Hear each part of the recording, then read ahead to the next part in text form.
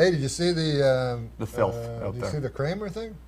Oh, I did see that. We could look at that right now if we wanted to, but we don't have to Makes look me at that. laugh. Yeah, does that make you laugh when you see that? You've done makes me laugh. You've done stand up. I know Michael Richards. You do, okay. And he's no racist. He's not a racist. And when you say something like that crazy, it can only be a joke. You know what I mean? He was out of his head element. He didn't know what to do. Yeah. But there's no way that a guy who's racist screams it at the top of his lungs. You know what I mean? Well, certainly, I don't think he was anticipating the fact that a cell phone could have been putting this onto CNN as he was saying it. No, I think he was right. thinking, He wouldn't do it on the Craig Ferguson show. Right. Maybe on here, though. We could maybe to get him on here to recreate that rant. I don't know. Up here in front of the brick wall. You know what I read today? Yeah, in the what? Inquirer that What? Michael Richards was attacked at that pink yogurt place. Oh, he was attacked? Yeah. Well, that's another thing that's sort of scary is, first of all, Mel Gibson has a career that he could hurt. Michael Richards doesn't really. Wait a minute, Norm. I believe Super Dave was going to tell a joke there. I'm Oh, kind of. I'm sorry. I thought it was really No. What it seemed to me that he was going to say something because he wasn't being serious. And then you said Super Dave, was there a joke there? No, Norm. No. I was telling the truth. Okay. That I read where he got these punk kids ran at him and slammed his car and everything, tried to turn it over, and he ran away. Right. Yeah, because I'd be very frightened because, like Mel Gibson, if you make fun of Jewish people, then it's not like you're in danger. But What? if you're driving What did you around, You heard him. Oh. Hey, here's the thing, and I'm going to say it again. This is a very funny thing that Marlon Brando, said that Hollywood ran, the Jewish people ran Hollywood. That's right. Yeah, but Marlon Brando. And then he had to apologize. Marlon Brando and then they let him work. Say anything.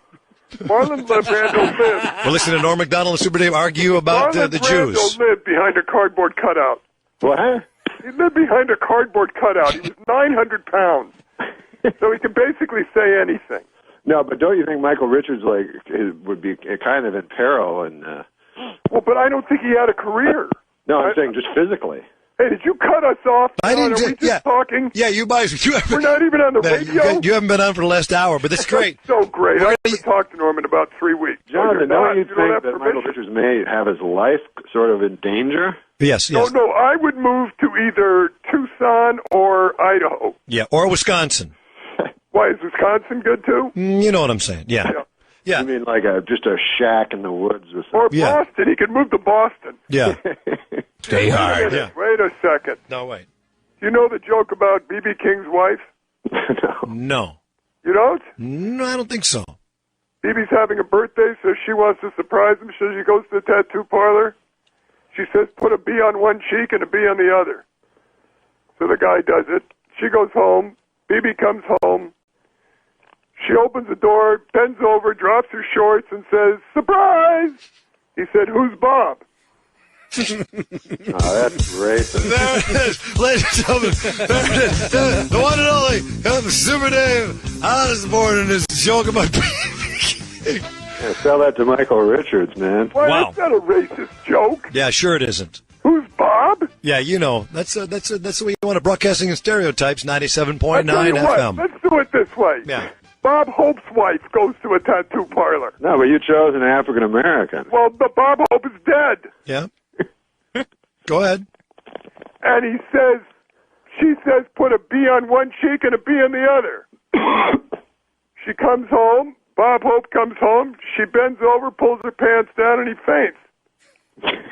Now, Bob Hope is dead. Yeah, I know. Bring me the body of the great Bob Hope. If he struggles a lot, tie him up with a rope. If he smells a bit, wash him down with soap. Jazz, bring me the body of the great Bob Hope. Bring Me the Body of the Great Bob Hope, another song by Super Dave Osborne and Norm Macdonald. They've collaborated together on a great new CD, Music from Dead People. Want to hear Guy something? comes home with a duck under his arm.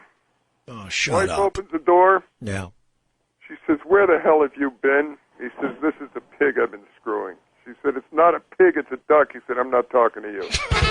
All right, that's enough. That's enough. Super Dave, Norm Macdonald. Why did you make her African American in that joke? Yeah, why did you say? You heard him because you're racist. What did you say? He said you're racist.